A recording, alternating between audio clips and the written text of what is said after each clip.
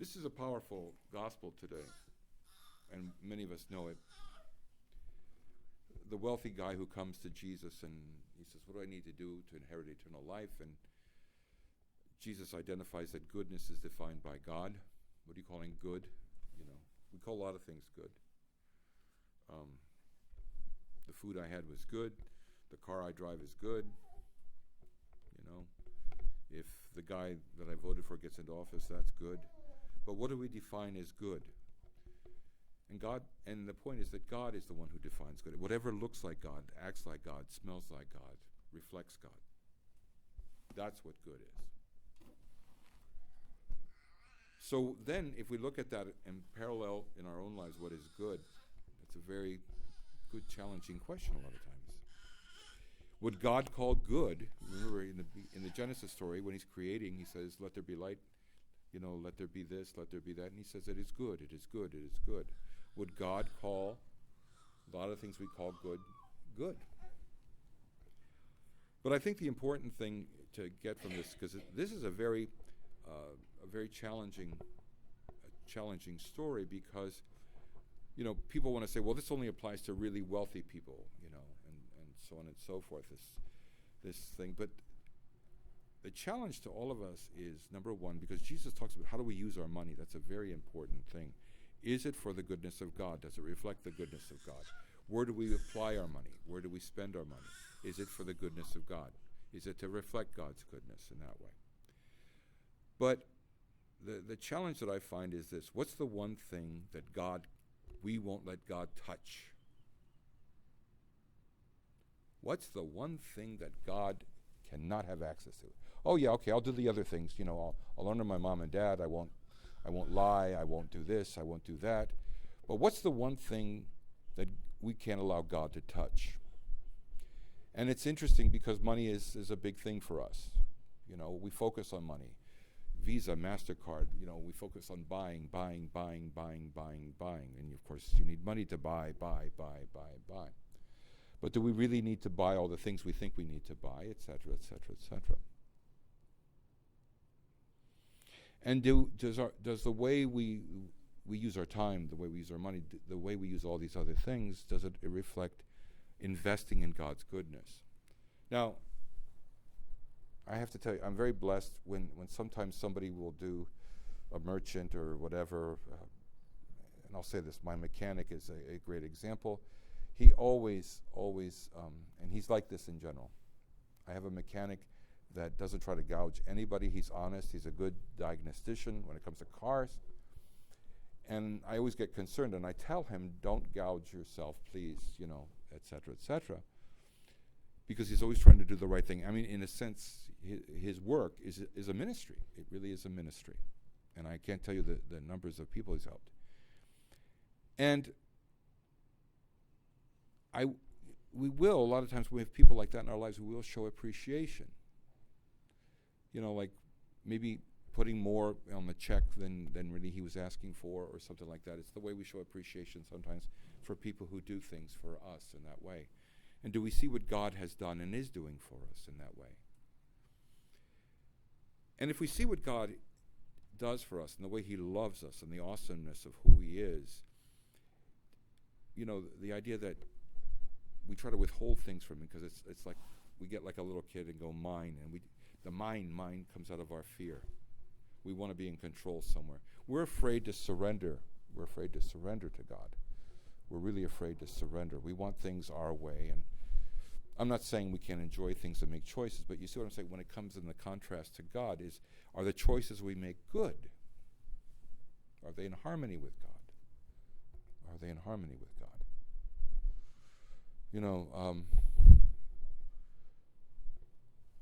In the 12-step program,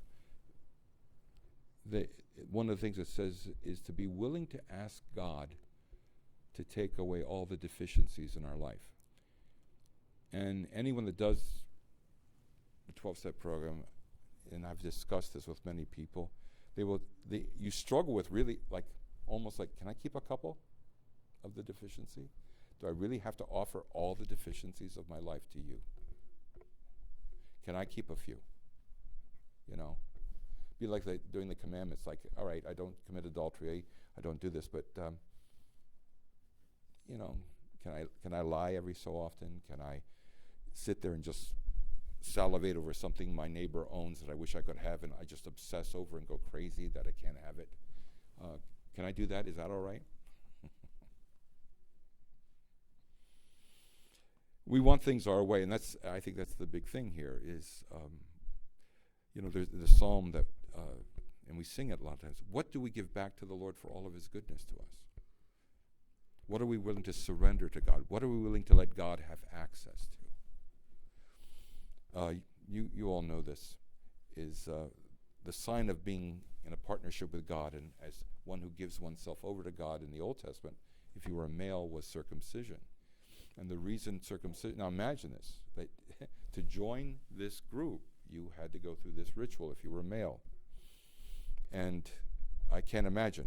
There was a Archbishop Makarios in Kenya. He was asked to come bless at a tribe these young boys who were like 13 who were going to go off and, their passage to manhood, right? And part of the ritual was they were going to be circumcised. And here all these boys are standing there, 12, 13 years old, about to go through this. And the Archbishop was anointing them for God to bless them and be with them as they go through this rite. Anyway, we all know this, that why circumcision? Because it was like, there's no part of us that doesn't belong to God. There's no part of us that God doesn't have access to. It's not mine. It's not mine. And that's in a world that says, well, gratifying ourselves and in any way we can gratify ourselves, that's the goal of life. And to imagine you go through this ritual where you're going to be pretty much in pain and sore, as I gather, I have been told by people from Africa who remember going through this at 13 years old, that for 2-3 weeks, even the thought of going to the bathroom is painful, horribly painful. But the point of it is that there is this idea too that we give back to God, and not only in the sense of when it's convenient, but we give back to God. And why do we give back to God? This idea of almost like I can't imagine going through circumcision with no anesthesia and so on and so forth. But it's a sacrifice. It's a sacrifice. And the idea that now what we're saying is, God, you can touch everything. And going through this sacrifice, you have access to everything. Everything of me belongs to you. Everything I have is from you. Everything I have is from you. Everything I have is from you. And, we live in a world where we are driven to do many things. We will work 110 hours a week. We will put our kids into 50 million sports and activities and everything else to push them so, it looks good on a resume, it looks good when you apply to college, and da-da-da-da-da-da-da. But when do we push for things that are heroic? Do we encourage things that are heroic? And I think we've lost that kind of thing, that the idea of somebody, people learning to step up to the plate to be the hero. And I don't mean wearing a cape and leotards and flying around all over the place, but I do mean, to encourage them that there's times and places. When are you willing to make the sacrifices necessary to see something happen that's good? Something that happens that reflects God. What is it that we're holding on to that we will not offer on the sacrifice altar to God and hold back? And I've told you this before, how in the military now, the kids that join so often, they're so used to it that it's about getting out of it whatever you want is the primary thing. And the chaplains who tell me, the military chaplains who tell me, these kids, because, I got this so I could get trained in this job, or I got this so I could get my college paid for, and blah, blah, blah. What do you mean I'm going to be deployed? Surprise. And so how do we have a mindset to be able to offer ourselves to God, that we are available to God, that we surrender to God? We surrender to God. Today we're commemorating, which the 24th is also, even though the Greek calendar says the 25th, The Russian Orthodox calendars say the 24th, and is St. Catherine. And St. Catherine of Alexandria was an incredible girl, as we know, 18 years old when she was martyred. A girl who was educated in a world that you didn't educate girls. They were just to look pretty, and then you get them married off, and that was supposed to be it. And she finds herself like committing her life to Christ. And her family, which was very, well known to the Roman authorities, and so forth, when they realized that the daughter of one of their friends and so forth is a Christian now, at a time when it's a capital offense to be a Christian, rather than arrest her, the imperial representative brings people of philosophy, who taught philosophy, who taught logic, to come debate with her about the craziness of Christianity. It makes no sense, and so on and so forth. And they do. And as the account goes, to the shock of everyone, Catherine not only can debate back and so forth, she also shakes up the philosophers that they're going, yeah, maybe she's right. To which the imperial representative is so enraged that he has the philosophers all put to death. And then she's arrested and she's tortured until she finally dies.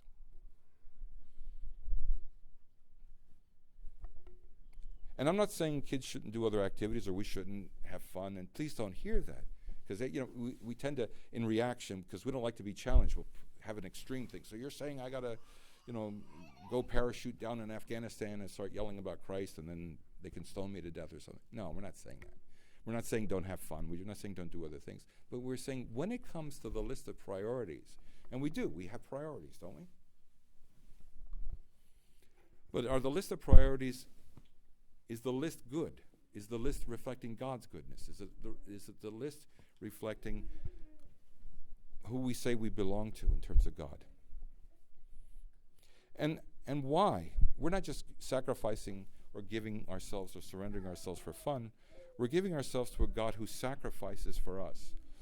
And I said this yesterday, the incense, when we do the incense in church, it symbolizes what? It's prayer, right? Of course it symbolizes prayer. But if you hear the verse from Psalm 142, it says, let my prayer rise before you like incense, and the lifting up of my hands be an evening sacrifice. Sacrifice. Not, well, I'm a little inconvenienced. No, sacrifice. Let my raising up my hands be an evening sacrifice. But the thing is, with the incense, and I grew up with this. I grew up where every Saturday my father would light the censer and cense the whole house. I have now a spouse where every morning I know when it's time to wake up because she's downstairs praying, and when she's downstairs she happens to light the censer. And when I smell incense, contrary to when I went to college and incense was used to cover up other smells, incense, because I grew up with it, God, that's what my brain goes, God. And the incense is burning. It's being sacrificed. It's being put on a live coal and burning to cause the aroma, the fragrance to give out. But what that reflects is when the incense goes, I'm smelling the God who sacrifices of himself in order to reach me. The God who offers sacrificially his own child to reach out and to bring healing to me. The God who sacrifices, lets his son be sacrificed in order for my well-being, for my good. And this is not a guilt, this is just reality. This is just reality. It's okay to feel remorse or a little tinge sometimes, in the effort to get away from toxic guilt, and I understand that, and so on and so forth. But we go the other way. Don't say anything that makes me, that I might have made a mistake or anything like that. The idea of don't judge me means don't do anything that makes me feel a little uncomfortable.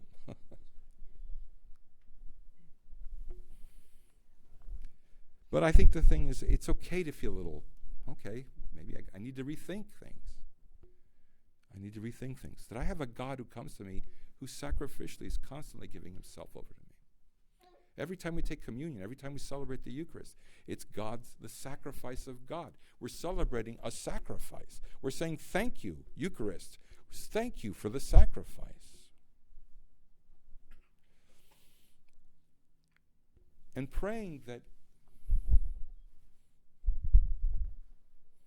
what was it? It was said at the end of Saving Private Ryan.